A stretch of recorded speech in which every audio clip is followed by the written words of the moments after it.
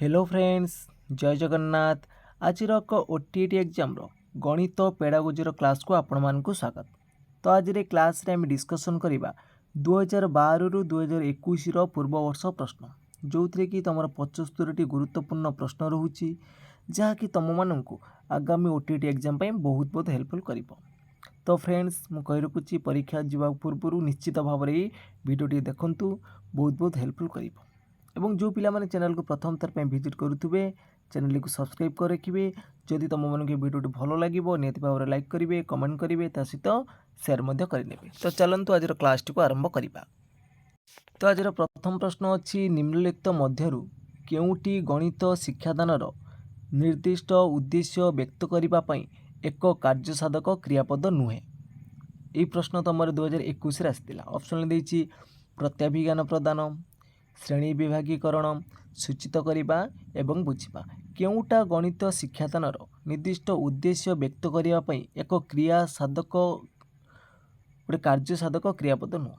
तो सठिक उत्तर कौन आसना? ऑप्शन नंबर डी हो बुझीपाई राइट आंसर। तो परवर्ती प्रश्न अच्छी निम्नोक्त केउटी गणित शिक्षादान भावगत उद्देश्य अटे। केउटा हूँ भावगत उद्देश्य? आम तीन टा उद्देश्य अच्छी। तो से तीन टा उद्देश्य कौन कौन ना? तुम गोटे हूँ ज्ञानात्मक उद्देश्य, गोटे हूँ भावात्मक, आ गोटे हूँ कौन क्रियात्मक। तो या भितर केउटा तुम हूँ भावगत उद्देश्य? तो यार सठिक उत्तर कौन आसो? संख्या गणिबा, अंकटी को कषा को आग्रह प्रकाश करवा, ना अंकटी कषा, ना गुणन ना गुणिक संख्या लिखा। केउटा भावगत उद्देश्य?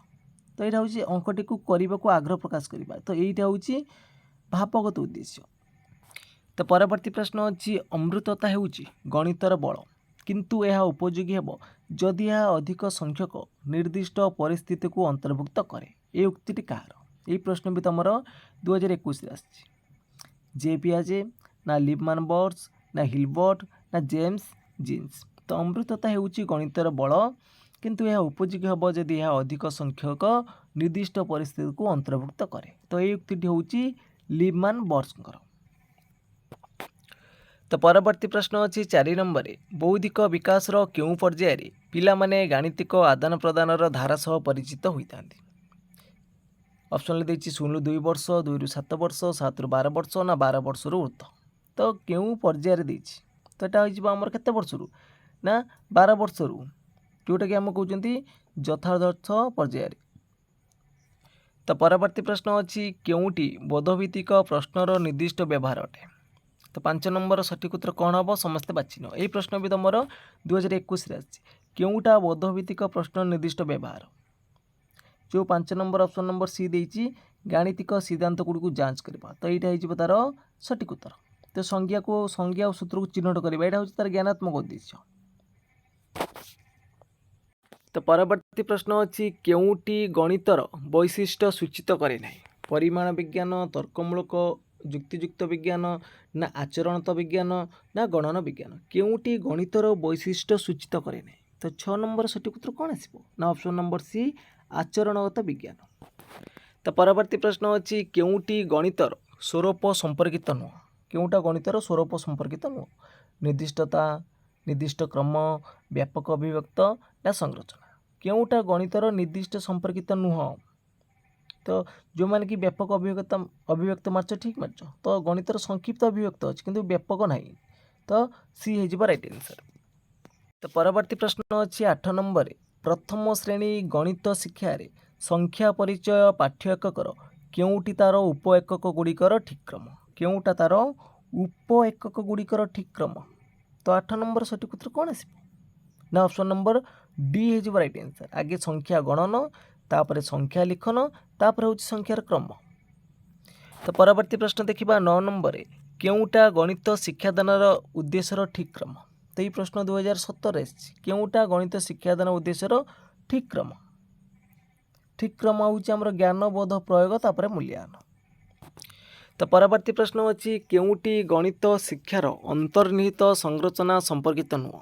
निर्दिष्ट क्रम, विश्लेषण और संश्लेषण, संक्षिप्त अभिव्यक्त, ना निर्दिष्टता। तो 10 नंबर सठिक उत्तर कौन आसो? ना ऑप्शन नंबर बी है विश्लेषण और संश्लेषण। तो परवर्ती प्रश्न अच्छी निम्नोक्त शैक्षिक उद्देश्य गुड़िक मध्यरु କେଉଁଟି ଅନ୍ୟ ତିନୋଟି ଠାରୁ ଭିନ୍ନ? ନିମ୍ନୋକ୍ତ ଶୈକ୍ଷିକ ଉଦ୍ଦେଶ୍ୟ ଗୁଡ଼ିକ ମଧ୍ୟରୁ କେଉଁଟି ଅନ୍ୟ ତିନୋଟି ଠାରୁ ଅଲଗା ଅଛି?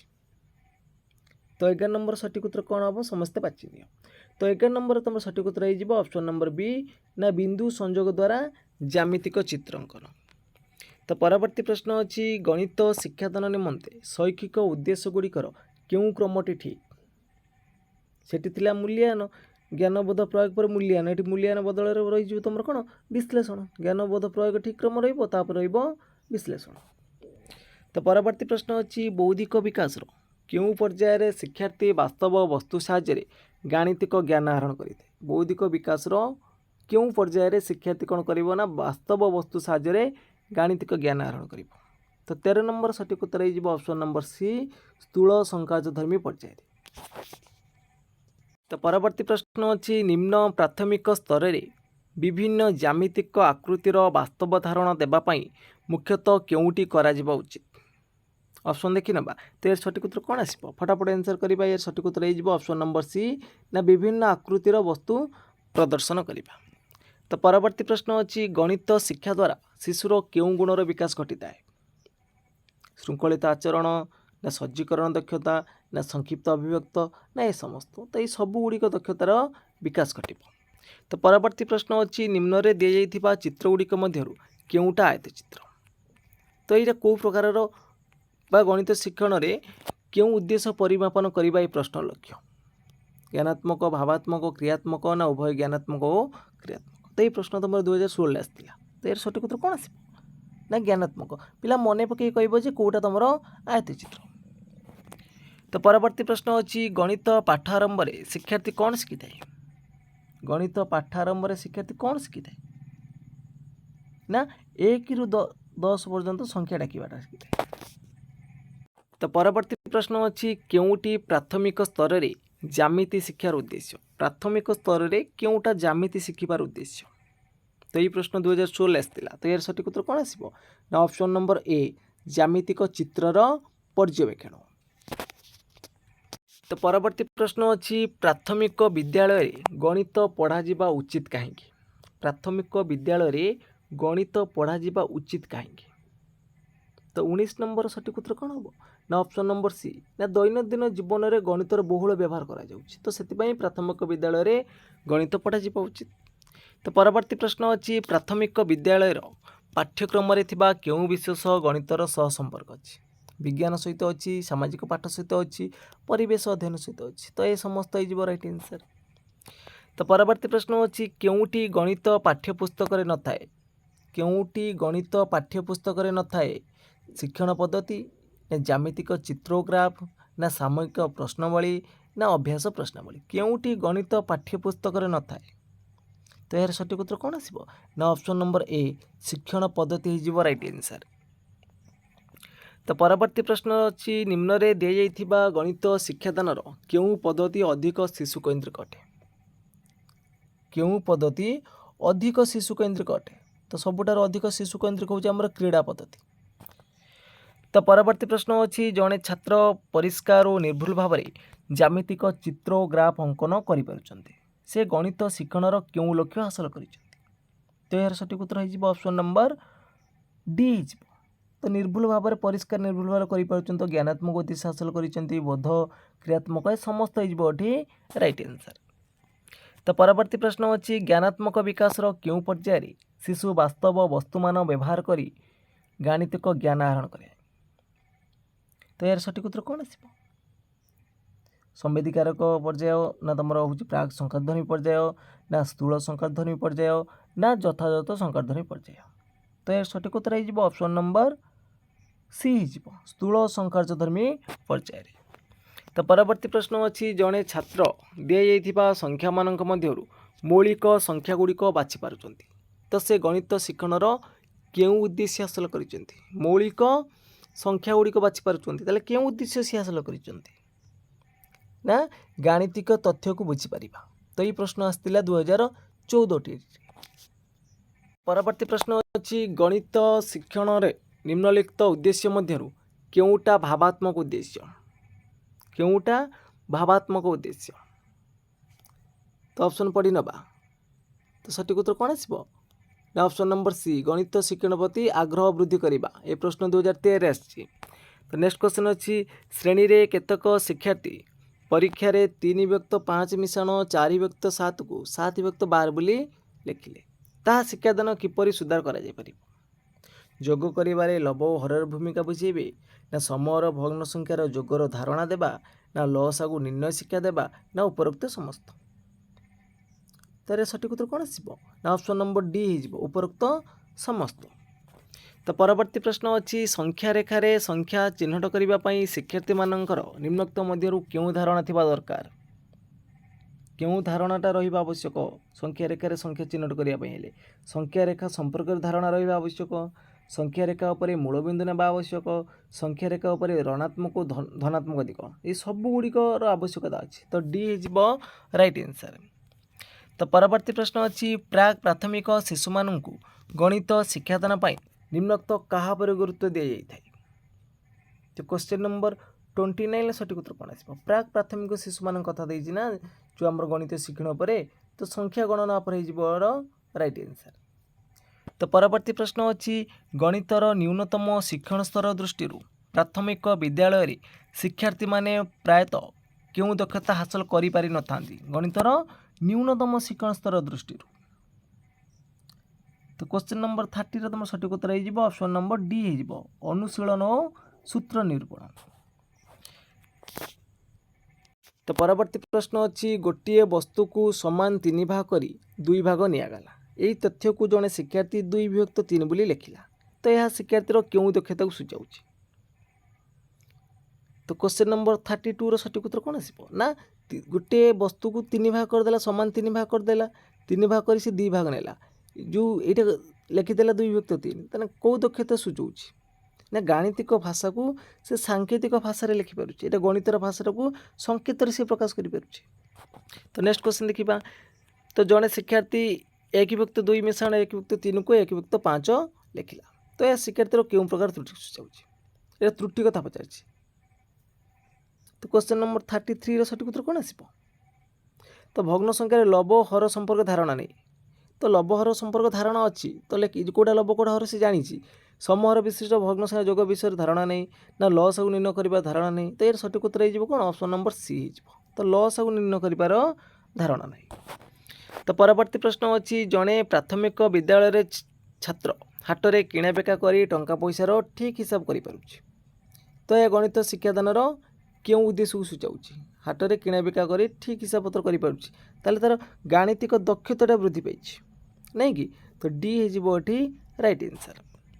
तो परवर्ती प्रश्न अच्छी संख्या रेखार संख्या चिन्हट करने शिक्षार्थी मानकर निम्नलिखित क्यों धारणार आवश्यकता नुह क्योंटा आवश्यकता नुह यहाँ धर संख्या रेखा संपर्क धारणा रोपटा ये धर मूलबिंदु रहा नहीं कि एपटा धनात्मक रपटा तुम ऋणात्मक तो या भितर भितर धारणा रहा आवश्यक।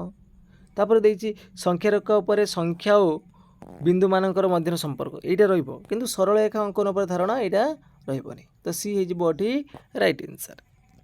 तो परवर्ती प्रश्न अच्छी प्राक प्राथमिक शिक्षार्थी माने प्राय गणित शिक्षार क्यों दक्षता हासिल कर न था प्राक प्राथमिक शिक्षार्थी माने संख्यार क्रमिक सज्जीकरण करें नहीं कि बड़ू सान क्रम सज्जीकरण करें सरल ज्यामितिक चित्र गुड़िक चिन्हट करें किंतु विश्लेषण द्वारा समाधान यहाँ प्राक प्राथमिक शिक्षार्थी मान द्वारा ये दक्षता हासिल हो न था। ये प्रश्न 2012 आसाला। तो परवर्ती प्रश्न अच्छी जड़े शिक्षक 4टी भिन्न भिन्न चतुर्भुज चित्र कले ठीक अच्छे तो कोणगुड़िक माप कर चतुर्भुजर 4टी कोणर माप मध्य संपर्क उपनीत है सब कोणगुड़िक मापिदेले देखिले सब कोणगुड़िक के तुम 360 डिग्री हो तो से गणित शिक्षादान क्यों पद्धति अवलंबन कले आरोह अवरोह विश्लेषण संश्लेषण तो केतेक निर्दिष्ट तथ्यरू आमे जाइए कौन है साधारण सत्यर उपनीत हेले निर्दिष्ट साधारण को आसला ताले ये कौन आरोह है आरोह पद्धति जोटा आम कहते इंडक्टिव मेथड। तो परवर्ती प्रश्न अच्छी प्राथमिक स्तर में ज्यामिति पढ़ाई क्यों पद्धति अवलंबन कर प्राथमिक स्तर में ज्यामिति पढ़ाई क्यों पद्धति अवलंबन कर तो 2 नंबर सठिक उत्तर कौन आसो ना ऑप्शन नंबर डी हो तो आरोह और अवरोह। तो परवर्ती प्रश्न अच्छी अजुग्म संख्या को अजुग्म संख्यार गुणन कले गुणफल एक अजुग्म संख्या हुए। तो 2 ना 3 गुणन 5 3टा अजुग्म संख्या 5टा अजुग्म संख्या 15 हम 7 गुणन 9 7 9 63 हम। तो यही तथ्य को शिक्षादान पर तुम्हें क्यों शिक्षादान प्रणाली अवलम्बन कर। तो आम विभिन्न प्रकार उदाहरण लेकिन आम शेष प्रमाण करवा अजुग्म संख्यार गुणफल को अजुग्म संख्यार गुणिले गुणफल अजुग्म संख्या हो। तो यहाँ कौ प्रकार ना यहाँ हूँ आर। तो परवर्ती प्रश्न अच्छी समस्या समाधान पद्धति गणित शिक्षादान पर निम्नोक्त सोपानगुड़िकर क्यों अनुक्रमटी ठीक। तो फास्ट हूँ आम समस्यार चिन्हटीकरण हम आगे डबल ए आसपर समस्यार स्पष्टीकरण तापर तथ्य संग्रह तापर हूँ परीक्षण। ताले कौ ऑप्शन अच्छे आगे डबल ए अच्छी कौटी double A I triple A भी। तो बी हो राइट आंसर। तो परवर्ती प्रश्न अच्छी निम्नोक्त गणित शिक्षादान पद्धति संपर्कित क्यों उक्ति भूल। विश्लेषणटा हूँ अज्ञात ज्ञात आरोहटा हूँ निर्दिष्ट साधारण अवरटा हूँ तुम सिद्धांत समाधान। तो क्यों उक्ति भूल अच्छी ना कौन सी नुह। तो ये क्वेश्चन नंबर 6 सठिक उत्तर कौन हम तुम मैंने कमेंट बॉक्स रे जनइब। तो परवर्ती प्रश्न अच्छी ज्यामितिर जुक्तिमूलक समस्या समाधान निमंते निम्नोक्त क्यों पद्धति व्यवहार करा जाइए। ज्यामितिर जुक्तिमूलक समस्या समाधान निमंते क्यों पद्धति व्यवहार करा जाइए ना प्रथम आमर हूँ विश्लेषण तापर हूँ संश्लेषण। तो परवर्ती प्रश्न अच्छी जड़े छात्र विभिन्न आकार चतुर्भुज अंकन करी सेमानकर कोणगुड़िक माप कर सिद्धांत उपनीत हेले जे चतुर्भुजर 4 कोणर परिमाण समष्टि 360 डिग्री। तो यह गणित शिक्षणर क्यों पद्धति की सूचाऊ। तो यह गणित शिक्षणर आरोह पद्धति ये क्वेश्चन आम डिस्कसन कर। तो परवर्ती प्रश्न अच्छी गणित शिक्षादान पर प्रकल्प प्रणाली क्यों दार्शनिक तत्व उपर पर्यवेसित। प्रकल्प प्रणालीटा आमर क्या पर्यवेसित कौ दार्शनिक ना जॉन ड्यूंगर। तो परवर्ती प्रश्न अच्छी ज्यामितिक उपपाद्यर जुक्तिमूलक प्रमाणर शिक्षादान पर मुख्यतः क्यों पद्धति व्यवहार करा जाइए। क्यों पद्धति व्यवहार करा जाइए ना उभय संश्लेषण और विश्लेषण। तो परवर्ती प्रश्न अच्छी गणित शिक्षण पर कार्य पद्धति सह क्योंटा संपर्कित नुह। कार्य पद्धति सहित क्योंटा संपर्कित नुह ना शिक्षकंकर कार्यभार ह्रास होता है यहीटा नुह। तो डी हो राइट आंसर। तो परवर्ती प्रश्न अच्छी निम्नस्त मध्यरु क्योंटी गणित शिक्षार्थी एक समृद्धिमूलक कार्यक्रम नुह। क्योंटा गणित शिक्षार्थी एक समृद्धिमूलक कार्य नुह जो ऑप्शन नंबर सी रे देछि विद्यालय कार्य निखंड मध्य शिक्षार्थीर समस्या समाधान पर शिक्षक चेष्टा करिवो एटा गोटे समृद्धमूलक कार्यक्रम नुह। तो परवर्ती प्रश्न अच्छी परीक्षणर निर्दिष्टता स्थिर करने क्यों शर्तटी आवश्यक अटे। परीक्षणर निर्दिष्टता स्थिर करने क्यों शर्तटी आवश्यक अटे ना किए एवं केवल मात्र गोटे उत्तर थिबा प्रश्न पचारे यहीटा हूँ तार स्थिर कर गोटे आवश्यक अटे। तो परवर्ती प्रश्न अच्छी निम्नस्त मध्यरु क्योंटी मुक्त उत्तरमूलक प्रश्नर वैशिष्ट्य। तो क्योंटा मुक्त उत्तरमूलक प्रश्नर वैशिष्ट्य अटे। तो 3 नंबर सठिक उत्तर कौन आस। तो 3 नंबर तुम सठिक उत्तर हो ना शिक्षार्थीर सृजनशील और चिंता कर दक्षता विकास करते। मुक्त उत्तरमूलक प्रश्न वैशिष्ट्य कौन पिलाटी चिंता कर तार सृजनशील दक्षता विकास कर। तो परवर्ती प्रश्न अच्छी क्योंटी पाठ योजनार उपयोगिता संपर्कित नुह। क्योंटा पाठ योजनार उपयोगिता संपर्कित नुहे ना शिक्षार्थी पूर्व प्रस्तुत शिक्षण उद्देश्य बुझीपारती ये प्रश्न तुम आसी 2017 OTET। तो परवर्ती प्रश्न अच्छी विशेषज्ञ मतरे प्रतिभाशाली शिक्षार्थी मानक चिन्हट करने को क्योंटा विशेष उपयुक्त। प्रतिभाशाली शिक्षार्थी मानक चिन्हट करने हेले आमर शिक्षकंकर व्यक्तिगत पर्यवेक्षणटा विशेष उपयुक्त होता है। तो डी हो राइट आंसर। तो परवर्ती प्रश्न अच्छी क्योंटी पर्यवेक्षणर कौशल अटे। क्योंटा पर्यवेक्षणर कौशल अटे मानकीकृत परीक्षण रेटिंग स्केल साक्षात्कार ना प्रश्नगुच्छ। तो साक्षात्कार हो राइट आंसर। तो परवर्ती प्रश्न अच्छी गोटे त्रिभुजर समस्त कोणर परिमाण समान हेले या क्यों प्रकार त्रिभुज। यह क्यों प्रकार प्रश्न गोटे त्रिभुजर समस्त कोणर परिमाण समान हेले या क्यों प्रकार त्रिभुज। बहु विकल्प ना स्मरणमूलक ना निर्वाचनमूलक ना संपर्क निर्णयात्मक यहाँ क्यों प्रकार प्रश्न हो ना यहाँ हूँ स्मरणमूलक पिलाटी मन पकई कह तार समस्त कोण सामान अच्छी माने सब बाहु सामान थी यहाँ समदी बहु हम। तो परवर्ती प्रश्न अच्छी क्योंटा एक पर्यवेक्षणर कौशल अटे।